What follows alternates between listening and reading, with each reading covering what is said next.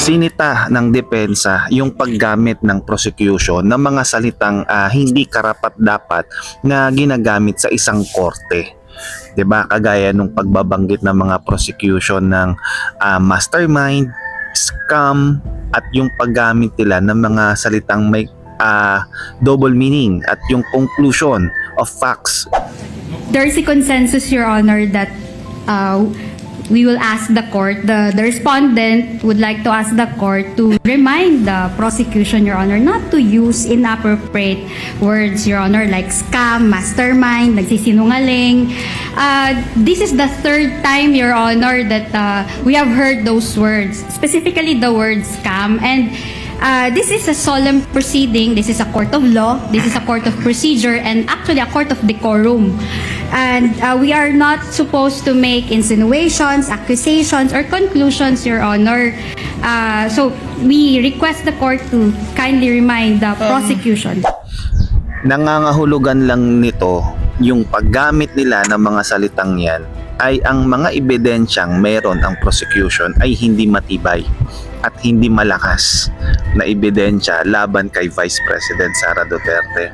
Kasi kung malakas ang ebidensya laban kay VP Sara, hindi mo na kailangan gumamit ng mga ganitong klaseng salita para lang patibayin at palakasin yung mga argumento ninyo at ebidensyang inilalahad dyan sa impeachment court. At yung mga ganyang style ng mga propaganda ay lumang tugtugin na yan.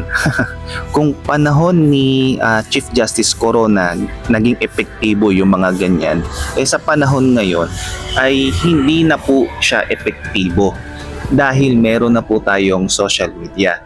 So maraming nagde-debunk sa mga argumento, marami tayong naririnig ng mga opinion at kayang-kaya nating i-research kung ano ba yung tama at kung ano ba yung mali. At saka 'di ba, ang lagi nilang sinasabi ay para sila sa katotohanan. Kung para naman talaga kayo sa katotohanan at pawang katotohanan lamang, accountability and transparency, ito hamon namin sa inyo. Imbitahan nyo na dyan sa impeachment trial at gawin yung witness itong si La Chica kasi siya ang may personal knowledge pagdating sa confidential funds ni VP Sara. Siya ang nakakaalam kung paano ginamit ito at siya rin yung nakakaalam kasi siya yung pinagbigyan na sinasabi ni Gina Acosta after niya itong ma-withdraw sa bangko. So, subukan lang natin. Subukan yung iimbitahan para malaman na kung ano talaga yung buong katotohanan. Hindi batay kung ano lang yung assumption ng prosecution at ng mga senator judges natin, kundi batay sa ebidensya at batay sa mga testimonya.